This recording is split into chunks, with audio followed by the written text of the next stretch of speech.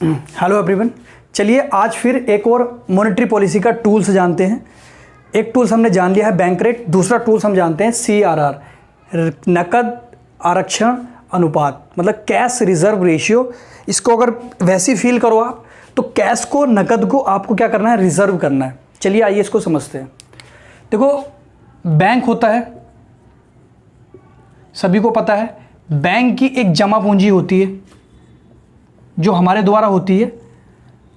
Bank की एक जमा पूंजी होती है। RBI होता है, आपको पता है। RBI का काम क्या होता है, इन बैंकों पर नज़र रखना। क्यों?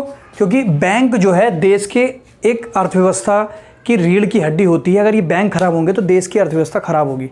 तो RBI जो है इनका एक केंद्रीय बैंक के रूप में, एक इनका गुरु के रूप में क्या काम करता है, इनकी देखरेख करता है, इनका इंस्पेक्शन करता है, इनको गाइडलाइन जारी करता है कि ये अपना ध्यान रखें और कोई ज़रूरत है तो हम हैं आपके साथ। इस तरह की एक भाव से ये काम करता है बैंक RBI अन्य बैंकों के लिए, जितने भी बैंक है, चाहे वो आपका विदेशी बैंक हो, चाहे वो आपका देसी मतलब कि भारतीय बैंक हो, कोई सा भी बैंक हो, RBI इस चीज़ की देखरेख करता है। तो देखरेख करने के क्रम में ये नहीं कि वो ऊपर से देख रहा है, कुछ एक्टिविटी भी करता होगा, कुछ कार्य भी करता होगा, उसको हमेशा ठीक रखने के लिए, उसको हेल्दी रखने के लिए बैंक को।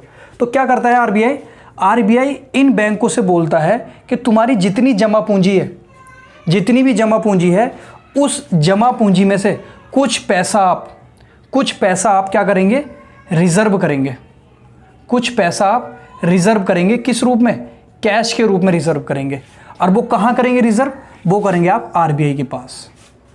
फिर एक बार समझ लीजिएगा, बैंकों को एक गाइडलाइन जारी करने के तहत RBI ये काम करता है कि जो बैंक की जमा पूंजी होती है, उस जमा पूंजी का कुछ हिस्सा कैश रिजर्व करवाता है अपने पास। RBI अपने पास करवाता है।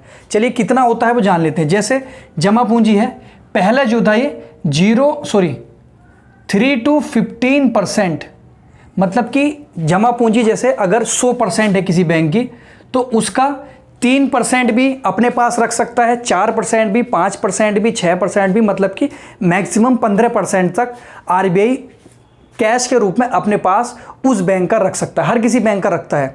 वो 3 भी हो सकता है, 4 भी हो सकता है। लेकिन 2007 में इसको सरकार ने संशोधित मत का अमेंडमेंट कर दिया। संशोधित का मतलब होता है चेंज कर दिया, बदलाव कर दिया, अमेंडमेंट कर दिया।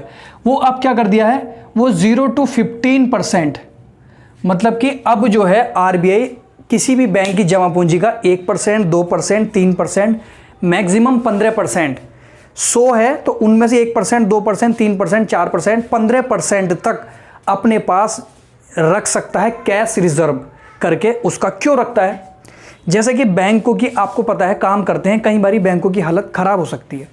ख़राब ऐसे हो सकती है कि देखो, ये तो भारत है और भारत में पढ़े लिखे बहुत ऐसे भी हैं जो अनपढ़ भी हैं, और कुछ पढ़े लिखे भी, नाम पर भी पढ़े लिखे हैं लेकिन हैं अनपढ़। वो क्या है, जैसे अगर कहीं इस तरह की रूमर्स फैल गई कि एक बैंक डूबने वाला है, ऐसी नेचुरली रूमर फैल गई, और वो रूमर जो है कल अखबार में आ गई, या फिर किसी लोकल अखबार में आ गई, या फिर किसी व्हाट्सएप यूनिवर्सिटी के थ्रू जो है वो फैल गई चारों तरफ, तो लोग क्या करेंगे, कुछ नहीं देखेंगे, वो उस बैंक से जाएंगे सारा पैसा निकालेंगे। जैसे PNB में उड़ गई कि PNB बैंक जो है कल ख़त्म होने वाला है या 2 दिन बाद बर्बाद होने वाला, तो उस एक दिन पहले उससे लोग क्या करेंगे, सारा पैसा निकाल लेंगे उस बैंक से।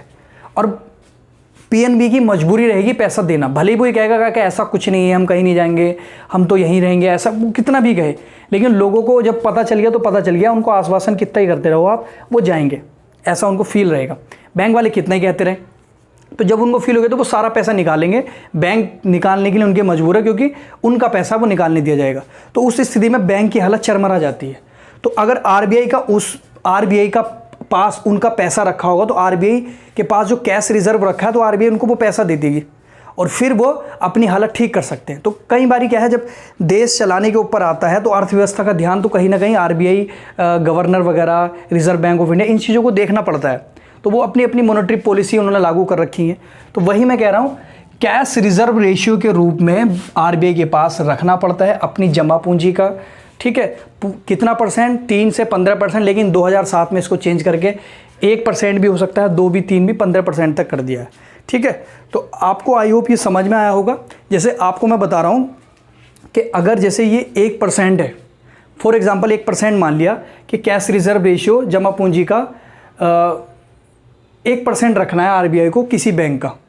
फिर एक बार सुन लीजिएगा, पीएनबी का 1% जो है एनडीटीएल है, जमा पूंजी है, जमा पूंजी का 1% जो है कैश रिजर्व के रूप में आपको आरबीआई को रखना है। अब मुझे बताओ बैंक के पास कितना करोड़, कम से कम 1 लाख करोड़ रुपया हुआ, अगर उसका 1% भी निकाल लिया, 1% भी आरबीआई को देना पड़ा तो कितना देना पड़ा आपको पता ही है, कितनी मात्रा में देना पड़ेगा। अगर उस 1% का 2% हो जाए, मतलब मेरा कहने का मतलब ये है, अगर 1% भी ऊपर नीचे किया जाए तो 1% अगर ऊपर किया जाएगा तो बहुत बड़ी मात्रा में बैंकों को आरबीआई को देना पड़ता है।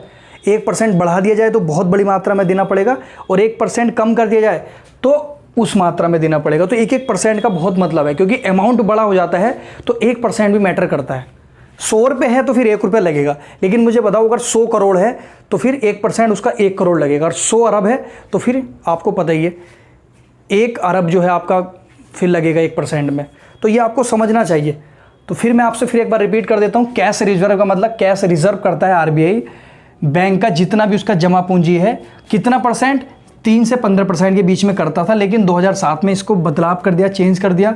अब 0 से 15% के बीच में वो कितना भी परसेंट, जितनी मर्जी है वो अपना कर सकता है, आरबीआई के पास रिजर्व करना पड़ेगा, क्योंकि कई बार स्थिति ऐसी आ जाती है कि बैंक संभाल नहीं पाते तो आरबीआई उनकी हेल्प करता है, मदद करता है। तो कैश रिजर्व रेशियो ये होता है, ठीक है। आई होप आपको समझ में आया होगा। चलिए आज के लिए इतना रखते हैं, आपको कैश रिजर्व रेशियो भी समझ में आया होगा। Thank you so much.